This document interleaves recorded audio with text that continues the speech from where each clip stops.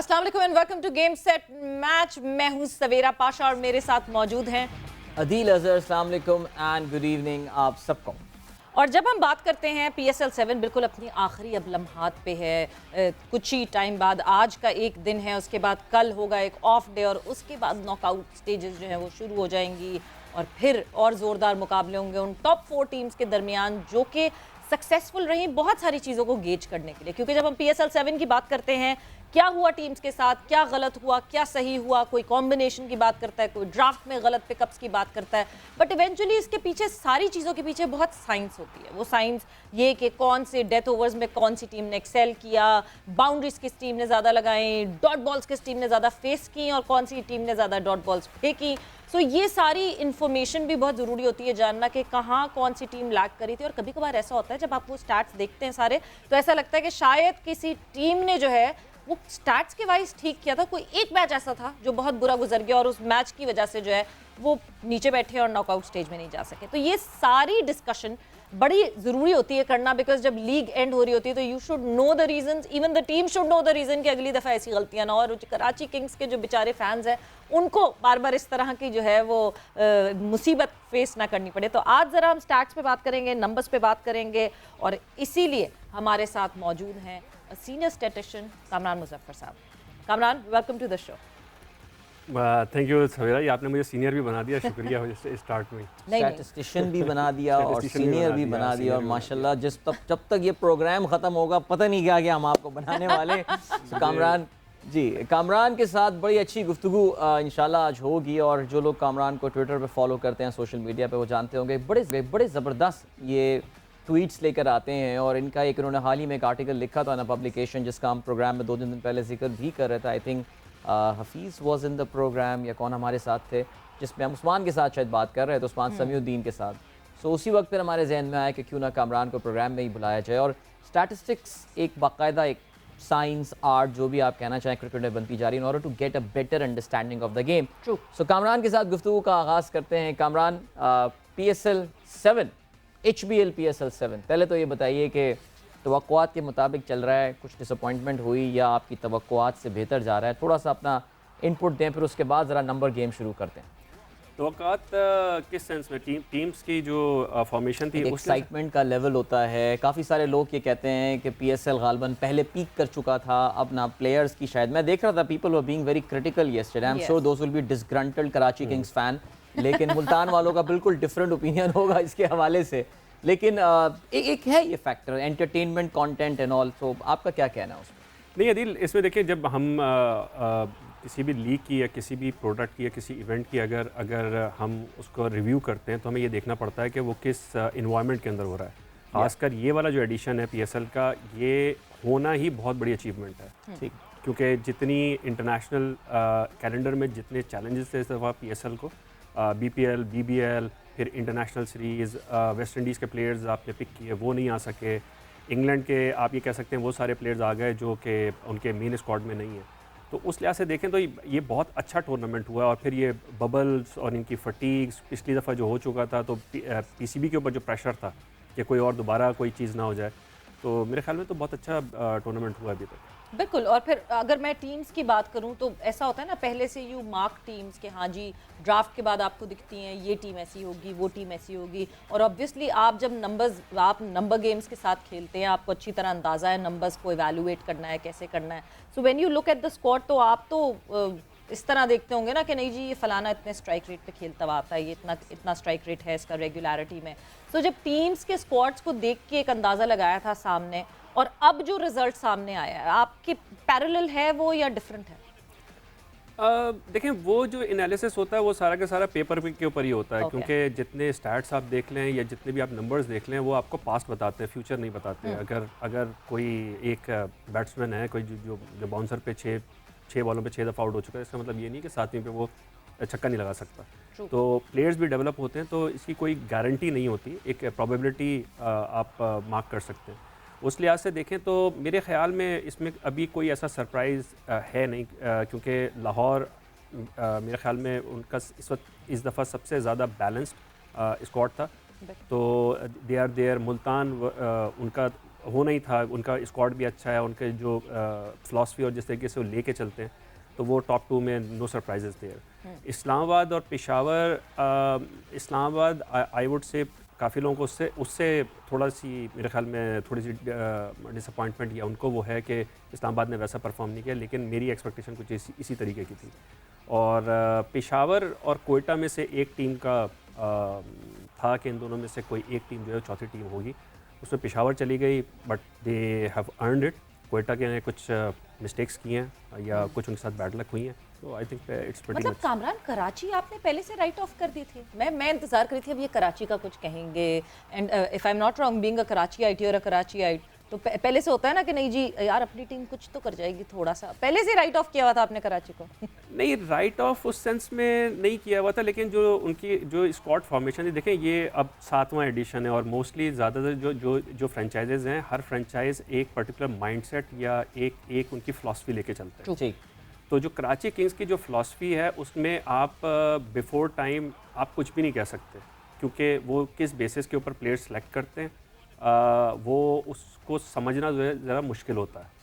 आप इस्लामाबाद का अगर देखेंगे तो इस्लामाबाद को आप एनालाइज़ कर सकते हैं नंबर से, कोयटा को आप कर सकते हैं, मुल्तान सुल्तान को आप कर सकते हैं, एक लाहौर और एक कराची को आप किसी डेटा या किसी चीज़ से आपको समझना भी बहुत मुश्किल हो जाता है। लाहौर ने इस दफ़ा इंप्रूवमेंट किया और जो उन्होंने जिस तरीके की पिक्स की हैं, अब जो ड्राफ्ट उन्होंने की है वो बहुत अच्छी हुई है और उसमें नज़र आ रहा है कि उन्होंने काफ़ी अच्छा खासा काम किया behind the scenes as well. तो कराची का यही था कि या तो वो बिल्कुल ऊपर होंगे या बिल्कुल नीचे होंगे। तो नहीं, मेरा ख्याल है कराची में एक है क्राइटेरिया है सिलेक्शन का, और वो टीआरपी की बेसिस के ऊपर जो है खिलाड़ियों को सेलेक्ट करते हैं, टेलीविजन रेटिंग पॉइंट्स के ऊपर। अभी ये मजाक चल रहा था, कुछ लोग सीरियस हो रहे थे कि क्रिस गेल वाकई कराची किंग्स के कोच आ रहे हैं, तो मेरा यही कहना था कि ये टीआरपी पे डिपेंड करता है। अगर उनको लगता है कि इससे टीआरपी बनता है तो वो कोच बना भी देंगे उनको कराची किंग्स का।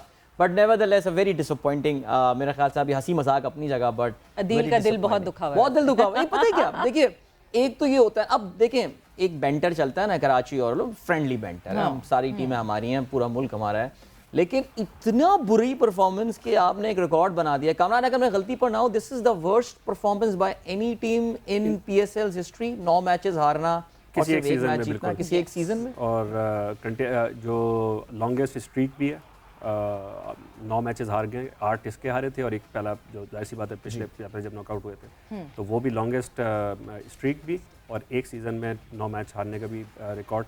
इत्तेफाक से वो जो आखिरी मैच जहाँ पे रिकॉर्ड बना है वो कोयटा का ही रिकॉर्ड था, 8 मैचेस हारने का। ओके, देखें आप, और आई थिंक मुल्तान इसका बिल्कुल फ्लिप साइड है। मेरा नहीं ख्याल any team had such a good PSL one single season अगर देखा जाए, 9 मैचेस जीतना और एक हारना। पिछले सीजन में इस्लामाबाद ने 8 मैचेस जीते थे, Right. तो उनका रिकॉर्ड उन्होंने बेटर किया है, 9 मैचेस।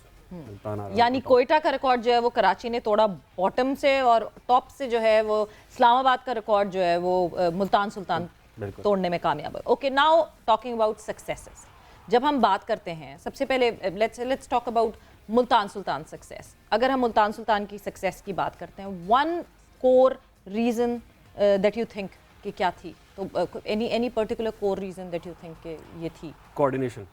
ओके, मुल्तान सुल्तान की जो जब से उनकी चेंज ऑफ मैनेजमेंट हुआ है और जब से ये करंट मैनेजमेंट है, तो उनकी जो डिसीजन मेकिंग है of the field, on the field, वो कोऑर्डिनेटेड लगती है। तो उनके अगर प्लेयर्स बहुत आउटस्टैंडिंग ना भी हों तो वो एक दूसरे को कॉम्प्लीमेंट बहुत अच्छा करते हैं, और उसकी क्लासिक एग्जांपल है शान मसूद और रिजवान ओपनिंग, ठीक।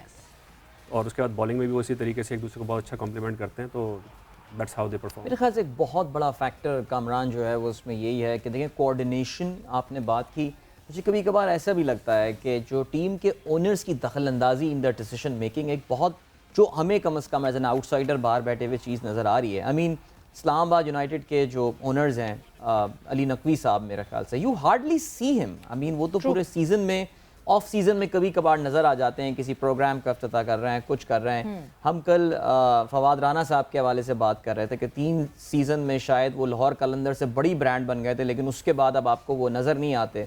दूसरी जानिब कुछ ओनर्स हैं who would like themselves to be seen on camera and on television, and जैसे कि जब मुल्तान सुल्तान पिछले जो ओनर्स के पास थी तो बहुत ज़्यादा limelight and all and stuff, but नए अब आपको इतना मेरे ख्याल से hardly people would know who is the owner of Multan Sultan. I think ये एक फैक्टर लग तो रहा है बज़ाहिर कि हो सकता हो टीम की परफॉर्मेंस पे असरअंदाज होता हो? देखिए आदिल, उसमें कोई बुराई नहीं है क्योंकि it's a showbiz, it's a performing art, और इसमें जो भी जिसने इतनी इन्वेस्टमेंट की है अगर वो स्क्रीन पे आना चाहते हैं तो ये चाहे उन्होंने जो टीम सेलेक्ट की है वो भी उनका राइट है, they want the right, they paid for it, और उसके बाद स्क्रीन पे आना चाहते हैं वो उनका भी राइट है। लेकिन प्रॉब्लम वहाँ पे होती है कि जब वो आप ओवर असर्ट करें किसी चीज़ के अंदर, आपको अगर you are the expert you should take the decision, लेकिन अगर आपकी वो कॉम्पिटेंस नहीं है तो फिर आपको वो कॉम्पिटेंट पीपल ला के और उनसे वो काम करवाना पड़ेगा। तो स्क्रीन पे आना मेरे ख्याल में इतना बड़ा इशू नहीं है, लेकिन आप जो कॉम्पिटेंस है आपकी टीम में, क्योंकि अगर आप मुल्तान सुल्तान को देखें, उन्होंने एंडी फ्लावर को लिया हुआ है और जो बाकी एनालिस्ट भी उन्होंने जो बाहर से बुलवाए हुए हैं और आज से नहीं है, मल्टीपल सीजन से कर रहे हैं और उनके हवाले किया हुआ है। तो आप इस तरीके से करते हैं तो फिर आपको रिजल्ट्स भी उसी तरीके से आते हैं। बिल्कुल आपके ऊपर डिपेंड करता है कि आप प्रोफेशनल्स के हाथ में देना चाहते हैं चीज़, या फिर जिसने पैसा लगाया भाई उसकी मर्जी, वो अपनी फ्रेंचाइज के साथ जो करे वो, ये वाला भी एक पॉइंट ऑफ व्यू होता है। बट अब हम एक जो नंबर्स डिबेट पे थोड़ा सा बात करना शुरू करते हैं। एक नंबर डिबेट है, if you talk about dot balls and boundary, ये एक डिबेट बहुत रेगुलरिटी में, जब से T20 की शुरुआत हुई है, लीग्स बहुत रेगुलर होने लगी, ये एक डिबेट चलती है कि कौन सी टीम जो है वो ज़्यादा अच्छा परफॉर्म कर सकती है, जो कि डॉट बॉल्स पे इन्हसार नहीं करती, डॉट बॉल्स कम खेलती है, या बाउंड्रीज पे ज़्यादा डिपेंड करती है और बाउंड्रीज ज़्यादा। तो ये एक डिबेट है कि हाँ जी डॉट बॉल्स खेली भी हैं मगर वो टीम बाउंड्रीज में स्ट्रॉन्ग है। जैसे यूजुअली वेस्ट इंडीज़ की बात होती है, वेस्ट इंडीज़ की एग्जाम्पल दी जाती है कि उनको या तो चौका छक्का मारना आता है या आउट होना आता है, वो सिंगल डबल पे कोई बिलीव नहीं करते, कुछ नहीं करते। और आप रीसेंट पास में देख भी रहे हैं, अभी भी सीरीज हुई थी तो उसमें भी नंबर ऑफ बाउंड्रीज बहुत थी वेस्ट इंडीज़ की, बट डॉट बॉल्स भी बहुत थी। सो जब हम इस डिबेट पे जाते हैं, so let's just start talking about dot balls played in PSL 7 by all the 7 franchise. क्या क्या हुआ बाय ऑल दीज 6 फ्रेंचाइज के, क्या क्या किसने क्या कितनी डॉट बॉल्स फेस की, कितनी डॉट बॉल्स बॉल की, उसके हवाले से हम अपनी डिस्कशन का आगाज़ करते हैं। देन हम बाउंड्रीज देखेंगे, देन हम डॉट बॉल्स बाउंड्री रेशोज़ पे भी बात कर सकते हैं। सो अगर हम सबसे पहले डॉट बॉल्स की बात करते हैं तो अब कामरान यहाँ से take over and you'll just tell us के कहाँ डॉट बॉल्स की अगर हम बात करें तो क्या रहा सिलसिला, इस्लामाबाद यूनाइटेड की बात करें, कराची किंग्स की बात करें, बाकी और लीग्स की बात। देखिए सवेरे यही जो एक मिथ सी बन गई है ना डॉट बॉल्स की, कि डॉट बॉल्स खेलना जो है वो जुर्म है, या डॉट बॉल्स आपने बॉल कर दी तो वो आपके लिए गोल्ड हो गया। अब अगर आप ये जो आपकी स्क्रीन पे आ रहा है, अगर आप इसको देखें जी, तो इसमें अगर आप देखें तो लाहौर कलंदर्स जो हैं उन्होंने जो सबसे कम फ्रीक्वेंसी से उन्होंने डॉट बॉल्स खेली है, हर 3.21 बॉल्स के बाद वो एक डॉट बॉल खेलते हैं। ओके।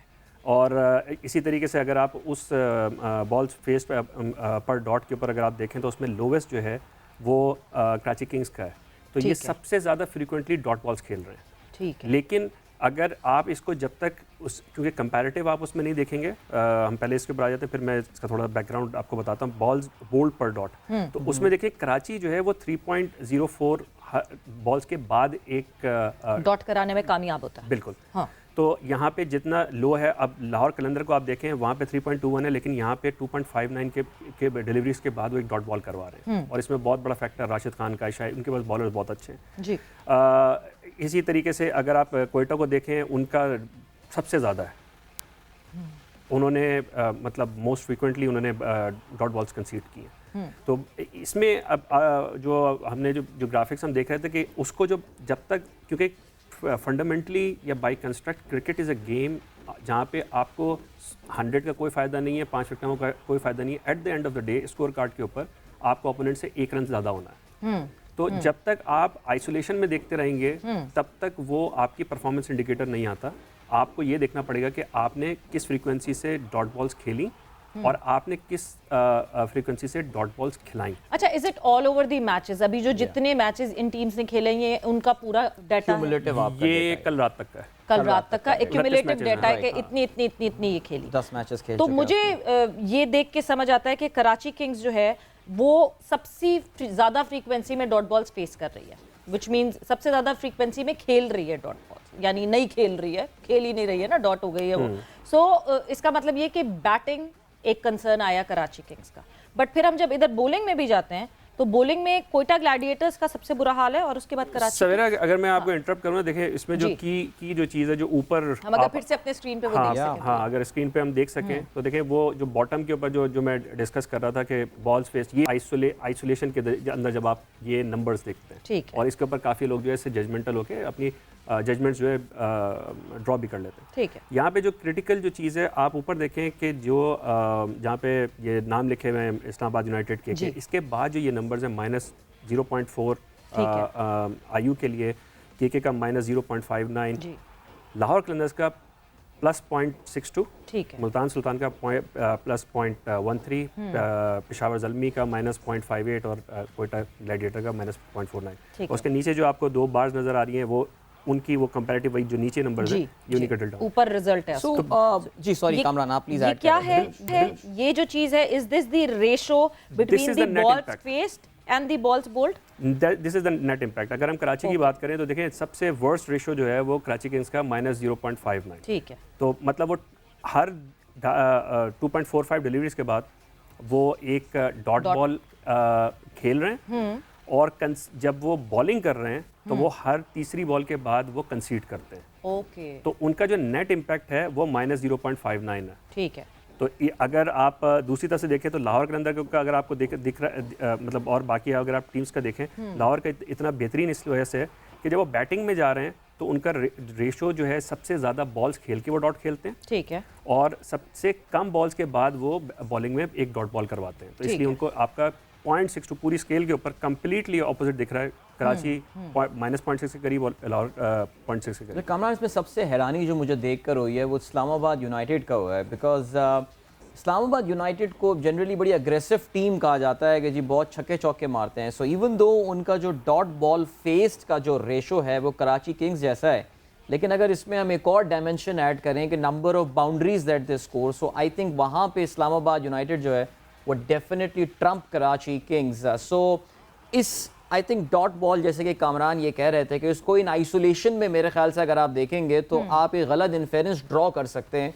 बहुत ज़रूरी ये है कि स्कोरिंग शॉट जो है वो कितने, और यानी कि मैक्सिमम स्कोरिंग शॉट जो है चौका और छक्के वो टीम कितने मार रही है। सो लेट्स से एक टीम है जो कि 6 सिंगल्स ले लेती है, so they haven't played any dot balls but they have scored only 6 run. लेकिन एक दूसरी टीम है जो कि 3 डॉट बॉल खेल लेती है लेकिन बाकी 3 बॉलों पे छक्के मार देती है, so they are scoring 18 run. So which is more effective. So इसीलिए आई थिंक बाउंड्रीज इस तज्जिए में लाना जो है बड़ा इंपॉर्टेंट बन जाता है। और मेरे ख्याल से हमारे पास जो अगली स्लाइड है वो बाउंड्रीज के हवाले से, देयर वी गो। अब यहाँ पे देखें, अगर अब यहाँ पे जो नेट इम्पैक्ट की जो मैं बात कर रहा था, या जो एक चीज़ आती है कि कराची किंग्स को अगर हम, क्योंकि वो बॉटम पे थे और हम अगेन हमारी सारी affiliation by birth affiliation Karachi के साथ है, केस स्टडी कराची किंग्स है, आप फिक्र ही ना करें। हाँ, तो उसमें देखें अगर कराची किंग्स की अगर आप बॉल्स फेस पर बाउंड्री देखें तो वो 6.56 है, यस, बहुत हाई है। लेकिन जो वो बाउंड्री कंसीड कर रहे हैं बॉल्स बोल्ड पर बाउंड्री, वो भी सबसे बेहतर है। और ये एक पॉइंटर है उस तरफ के उनके साथ जो सीजन में हुआ है, उनकी बॉलिंग इतनी बुरी नहीं थी, लेकिन उनकी बैटिंग बिल्कुल ये इस तरीके से फ्लॉप हुई है कि उनकी बॉलिंग बाकी टीम से अच्छा करने के बावजूद जो है उनको सपोर्ट नहीं कर पाई। ठीक, मतलब उनसे 170 चेज नहीं हो रहे, कभी 120 रन करके आउट हो रहे हैं। तो उनको जो मेन प्रॉब्लम थी वो उनकी बैटिंग से। तो इसीलिए अभी अगेन अगर नेट इम्पैक्ट उसमें देखें तो -0.41 उनका है, और लाहौर कलंदर्स का अगर आप देखें तो एक तरफ वो आइडेंटिकल है 5.46 और 5.76, लेकिन उनका जो नेट रेशो, आपका जो नेट आपकी जो बन रही है वो पॉजिटिव बन रही है। मेरे ख्याल में ये वाली चीज़ जो है ये अदील ने बहुत इंजॉय की होगी, क्योंकि इनको बैलेंस शीट्स का बहुत बैंकर रहा हूँ भाई, तो मजबूरी रही है हमारी। मतलब मैं अगर ये पूरा ये देखूं इस वक्त और बाउंड्रीज और डॉट बॉल्स को कंपेयर भी करती हूँ, तो मुझे इस्लामाबाद यूनाइटेड और कोयटा ग्लैडिएटर्स बड़ी क्लोजली प्लेस्ड लगती हैं। फिर क्या गलत हुआ? कोयटा ग्लैडिएटर्स कहाँ नीचे एकदम से चली गई, क्यों नहीं नॉकआउट्स पे जा सकी? बहुत सारे सवालात ये देखकर और उठे हैं मेरे जहन, आपके जहन में भी उठे होंगे। मगर इस वक्त हम जाएंगे एक ब्रेक पर, और जब ब्रेक से वापस आएंगे तो फिर और बहुत सारे सवालात की बम्बार्टमेंट करेंगे। कामरान मुजफ्फर हमारे साथ मौजूद हैं आफ्टर दिस शॉर्ट ब्रेक।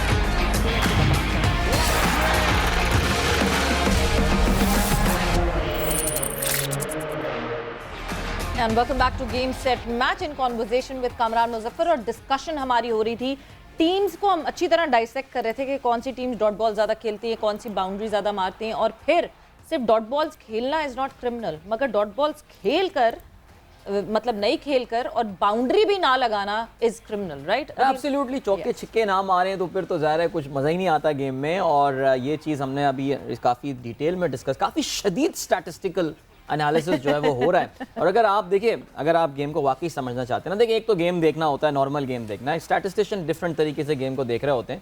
हमारा show will be available on YouTube and all, so you can pause कर सकते हैं और वहाँ पे you guys will learn a lot. हम भी अभी ब्रेक में जो है वो कामरान से साथ सीख रहे हैं हम, ज़ाहिर है उनके साथ काफ़ी हमें जानने का भी मौका मिल रहा है।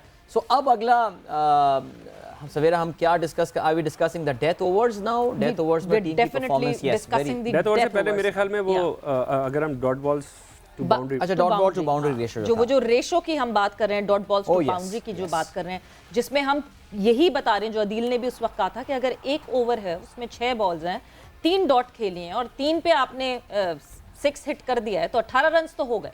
तो वो 3 जो डॉट बॉल्स खेली हैं वो इतना इम्पैक्ट नहीं करेंगी टीम की टोटल स्कोर पे, टोटल परफॉर्मेंस पे। बट आपने 3 डॉट खेली हैं और उसके बाद आपने 3 जो है सिर्फ सिंगल्स ले लिए हैं, सो वो डेफिनेटली इम्पैक्ट करेगी बिकॉज सिर्फ 3 रन होंगे।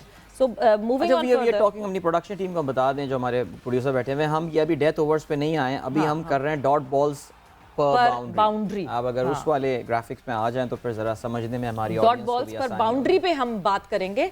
और डॉट बॉल्स पर बाउंड्री पे अगर नजर डालते हैं तो ये आपके सामने स्क्रीन पर, जी ये वो कहते हैं ना हासिले गुफ्तगू या पूरा जो मगज़ है वो यही चीज़ है कि हम जो आइसोलेशन में, क्योंकि देखें स्टैट्स जो होते हैं, स्टैट्स आर लाइक, काफ़ी लोग, मैं तो स्टैटिस्टिशियन अपने आप को नहीं कहता, मैं जो एक एनालिसिस करने के लिए जो चीज़ चाहिए होती है उसमें मैं स्टैट्स का सहारा लेता हूँ। लेकिन मेरा मानना ये है कि stats are like camera angles, और जिस तरीके से हम DRS के अंदर हम देखते हैं कि एक एंगल से आपको लग रहा होता है कि ऐसी तस्वीर आ रही है, जब तक आप 2 साइड से ना देखें तो तस्वीर कंप्लीट नहीं होती। इसी तरीके से स्टैट्स में भी अगर आप एक साइड से देखेंगे तो कोई स्टैंड आउट कर सकता है, आप दूसरी साइड से देखेंगे, जब तक आप कोरिलेट नहीं करेंगे तो वो 360 डिग्री आपकी बनती नहीं है। ये कोरिलेशनिंग है जो एक नॉर्मल एक वो बनी हुई है ना कि हर मैच के बाद ट्विटर पे भी हम देखते हैं या और जगहों पे देखते हैं कि बस डॉट बॉल काउंट की और उसके बाद आपने कहा कि ये इतनी ज़्यादा खेलने की वजह से हार गए।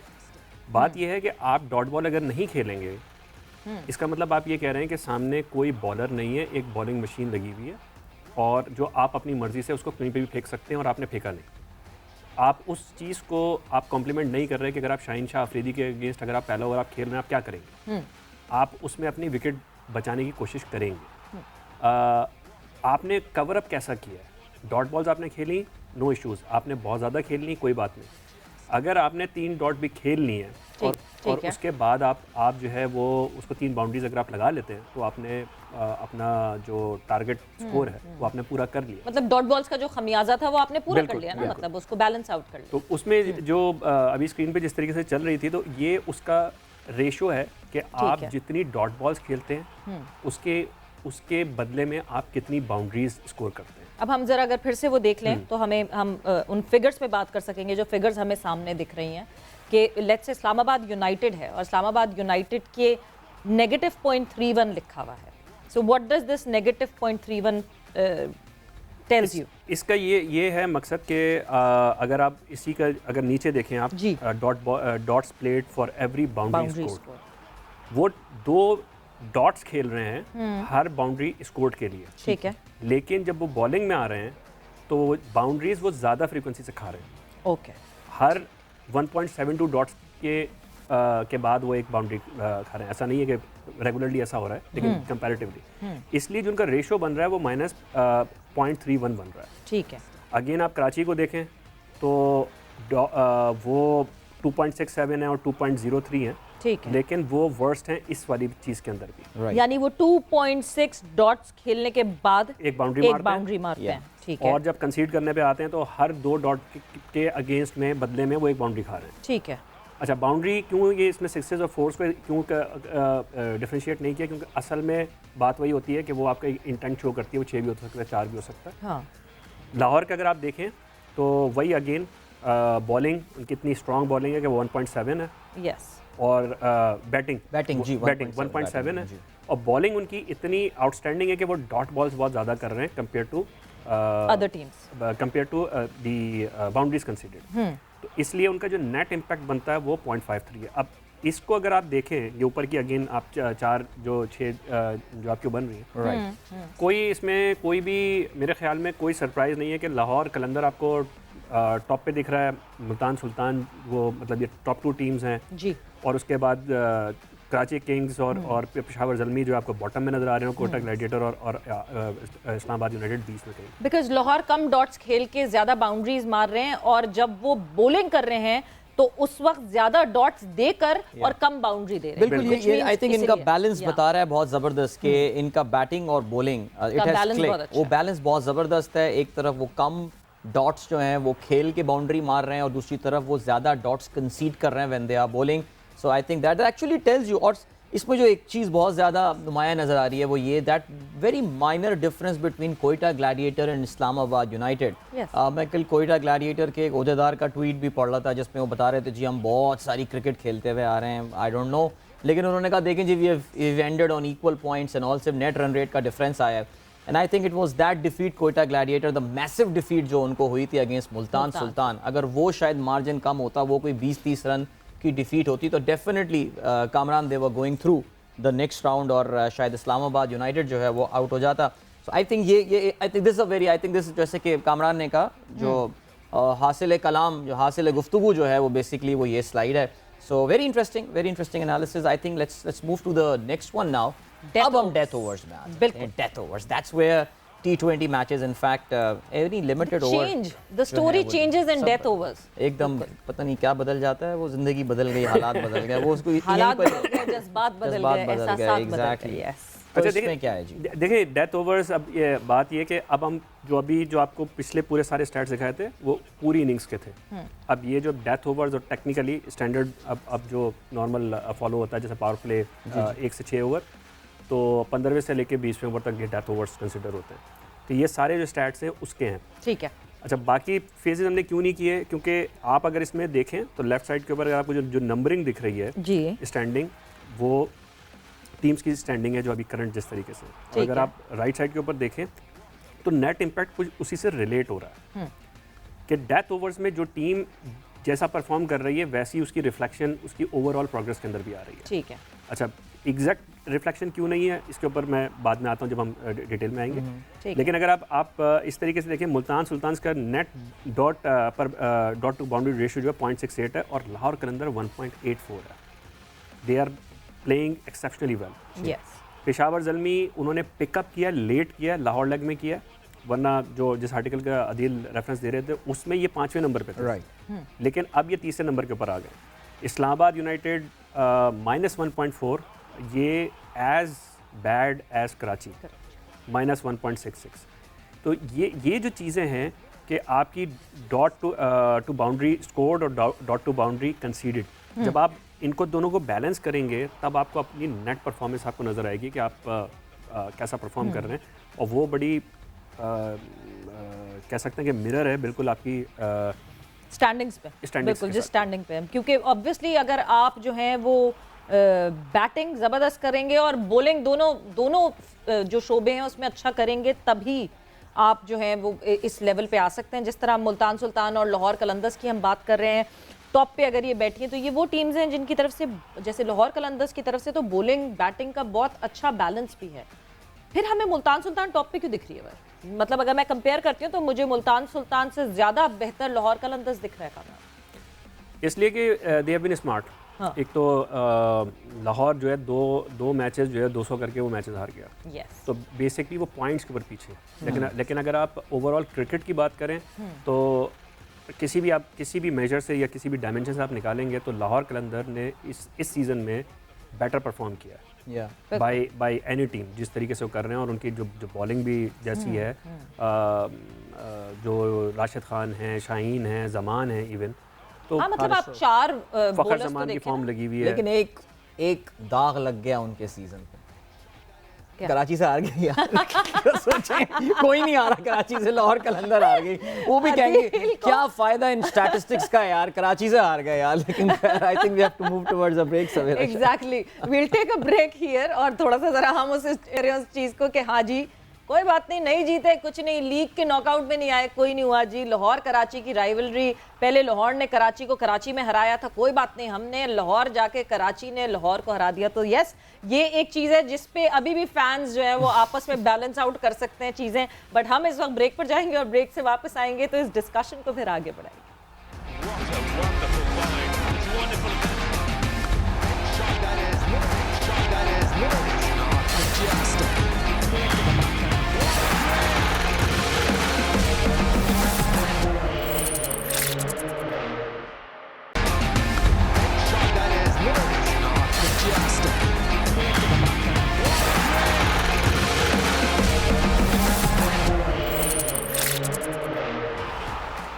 And welcome back to game set match. Discussion हमारी हो रही है बड़े नंबर्स भाई। अभी आप लोग मतलब मुझे पता है कि थोड़ा सा रिलैक्स होके इसको, जिस तरह अदील ने शुरू में भी कहा था कि यूट्यूब पे अवेलेबल होगा हमारा शो, रिलैक्स होके इसको रोक कर पॉज कर देखिएगा और अंडरस्टैंड कीजिएगा। बहुत सारी अंडरस्टैंडिंग आज हमें भी मिली है, नंबर्स के पॉइंट ऑफ व्यू से आप लोग को भी अंडरस्टैंडिंग मिलेगी, बिकॉज यही एक चीज़ है। देखें हल्ला गुल्ला गुफ्तगू ये सब होती है, मगर educating our viewers is the biggest responsibility I believe जो मीडिया को करनी चाहिए। बट मूविंग ऑन फर्दर, एक डिबेट, एक डिस्कशन बहुत रेगुलरिटी में PSL के दौरान देखी, ये बाबर आजम का स्ट्राइक रेट सही क्यों नहीं हो रहा है।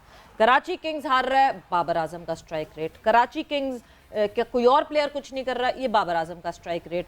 कराची किंग्स जो है वो एक ओवर में 8 रन नहीं बना पाता, बाबर आजम का स्ट्राइक रेट। कामरान, जब मैं बाबर आजम की बात करती हूँ और बाबर आजम के स्ट्राइक रेट की बात करती हूँ, ठीक है एक कंप्लेन है T20 ओपनर्स की जब हम बात करते हैं, there should be a par a level for, मतलब स्ट्राइक रेट की बात करें, there should be a level के हाँ जी ये स्ट्राइक रेट ज़रूरी होना चाहिए जब एक T20 का ओपनर खेल रहा है। बट जब पाकिस्तान टीम की इक्वेशन में बाबर आजम आते हैं तो रिजवान और बाकी नीचे आने वाले प्लेयर्स का कॉम्बिनेशन इस तरह बन जाता है कि बाबर आजम का वो स्लो स्ट्राइक रेट भी उसमें फिट इन हो जाता है। बट अभी PSL के दौरान क्यों इतना शोर मचा बाबर आजम की स्ट्राइक रेट? देखिए आपने वर्ड यूज़ किया, एक कंप्लेन है, कंप्लेन नहीं है, डायमेंशन है, बाबर के गेम की डायमेंशन है। अगर आपको वो जो कभी आप वीडियोस देखते हैं कि वो क्या कवर ड्राइव मारी है और क्या, मतलब वो कहते हैं ना, अब तो ऑल ओवर द वर्ल्ड लोग कहते हैं कि ही नेवर मेक्स अगली रन्स, तो उसकी वजह क्या है?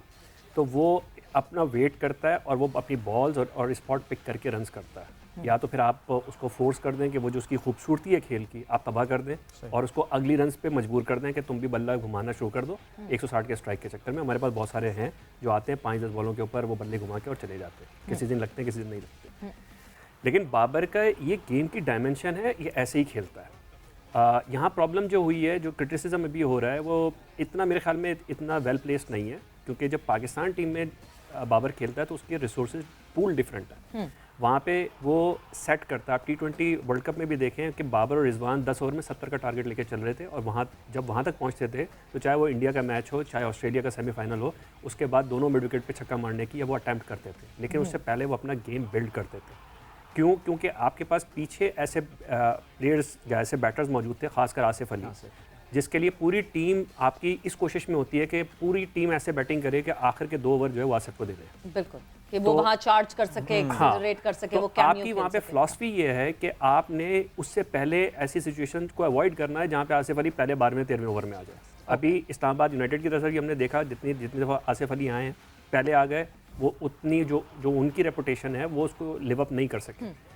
वहाँ पे गेम प्लान अलग है, वहाँ पे रिजवान भी कॉम्प्लीमेंट करते हैं, रनिंग भी है, फिर उसके बाद फ़खर जमान हैं, हफीज़ थे, शुएब मलिक थे।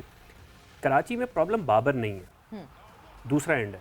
आप उठा के देखें शर्जील को, जो क्लार्क को, नबी को, मुझे पुराना याद आ गया था जी, बट यू आर राइट। तो इवन जो उन्होंने जो प्लेयर फॉरनर भी जो पिक किए थे, जैसे कोयटा ने स्मीड उठाया, I mean he scored a lot of runs, but Karachi जो अननोन प्लेयर्स उठाकर लेकर आए थे वो भी कुछ कंट्रीब्यूट नहीं कर पाए, बल्कि अभी उनसे तो खेला भी नहीं जा रहा था ठीक तरीके से। तो you are absolutely spot on that Kamran, कि दूसरे एंड पे मसला था। अदिल, जो मेरे ख्याल में जो पूरी कराची की जो कैंपेन जो कहते हैं ना नोज डाइव हुई है, वो बॉलिंग से नहीं हुई, क्योंकि जब प्रेशर आता है ना, जब डिफरेंट चीज़ों के ऊपर आता है तो जो आपके पिलर्स होते हैं वो भी क्रैक करना शुरू हो जाते हैं। तो उसमें आपकी बॉलिंग भी क्रैक हुई है कराची की, आपकी बाबर भी क्रैक हुआ है। राइट। लेकिन असल जो प्रॉब्लम है वो आपका ये है कि आपका ना जो क्लार्क चल के दिया वो आखिरी मैच के अलावा शर्जील, साहिबजादा फरहान, नबी, ये सब कंटिन्यूसली फेल हुए। इमाद वसीम भी क्योंकि डाउन दी ऑर्डर आके बड़ी रिस्पॉन्सिबिलिटी, और मैं आई वुड से कि जब जहां विनिंग कॉज में चेंज हुई, जहां जान दिखना शुरू हुई कराची किंग्स में, जहां थोड़ी सी लगा कि हाँ जी Karachi Kings is fighting back, उस इक्वेशन में देखिए कासिम अकरम तो पहले से खेलना शुरू हो गए थे, जब से खिलाना शुरू। कासिम अकरम के साथ एक कोलैब दिखा रोहेल नज़ीर का, वो यंग लड़के सेम मेंटालिटी के साथ उन्होंने खेलना, ज़रा मिडल ओवर्स में बेहतर करना शुरू किया। उसके बाद डाउन दी ऑर्डर आके इमाद वसीम की जो परफॉर्मेंस थी वो अर्ली ऑन भी कराची किंग्स के लिए बहुत ज़्यादा मैटर करती है। मतलब if you are asking an opener to finish the match, तो मुझे लगता है कि आप ज़रूरत से ज़्यादा you are asking a lot from the captain himself. और कामरान, आपके एक मखसूस ट्वीट के ऊपर मैं बात करना चाहूँगा। शर्जील का आपने अभी जिक्र किया और आपने ये ट्वीट, मुझे नहीं पता कि आपने ये मजाकन बात बोली है या आपको वाकई ऐसा लगता है कि शर्जील अब PSL में खेलते हुए नज़र नहीं आ रहे, तो ऐसा क्यों आपको लगता है कि क्या वो इम्पैक्ट ख़त्म हो चुका है शर्जील का, या कुछ ऑफ द फील्ड मैटर्स हैं, या फिटनेस उनकी उस लेवल की नहीं रही है? और जल्दी से जवाब देना अपने बिल्कुल, ये मैंने कहा कि माइट यूज़ किया था मुमकिना इस वजह से कि देखिए शर्जील जो है वो डाउनवर्ड कर्व के ऊपर चल रहा है। उसको कराची किंग्स ने पूरा सपोर्ट किया, पूरा सीज़न ही ऑलमोस्ट खिला दिया। जो क्लार्क ने आखिरी 2 मैचों में ओपन किए, बाकी सब मैचेस में उसने किए। साहिबजादा फरहान को भी जगह नहीं दी, किसी को जगह नहीं दी। लेकिन जो आपके पास जो दूसरा रिसोर्स पूल है, जहाँ पे हारिस आ रहे हैं, हैदर आ रहे हैं, बाकी जो प्लेयर्स जो दूसरे डेवलप हो रहे हैं, तो फिर बहुत जल्दी ऐसा होगा कि age is not on his side, fitness is not his side, तो बहुत जल्दी हो सकता है कि फिर उसके बाद फ्रेंचाइजेस उनको भी, जैसे एक ज़माने में खुर्रम मंजूर अभी तक रन कर रहे हैं, लेकिन कोई उनको कंसिडर नहीं करता। तो may be from next season onward Sharjeel might become the same. बिल्कुल, और चाहे प्लेयर अच्छा खेले या ना खेले, बट अच्छे खेलने वाले प्लेयर में अगर कंसिस्टेंसी ना हो तो कोई फ़ायदा नहीं है एक अच्छे खेलने वाले प्लेयर का। बट कामरान, आपका बहुत बहुत शुक्रिया। बहुत सारी चीज़ें हमें यहाँ इस प्लेटफॉर्म पे आज जिन कंपैरिजन्स की हमें समझने को मिली, हमें सीखने को मिली। आई होप हम बहुत सारी नॉलेज जो है वो आप तक भी ट्रांसफ़र कर चुके होंगे। और इसी के साथ जो है वो गेम सेट मैच का वक्त यहाँ पे ख़त्म होता है। तो आप लोगों ने करना कि आप लोगों ने रखना अपना ख्याल। टेक केयर, बाय बाय, अल्लाह हाफ़िज़।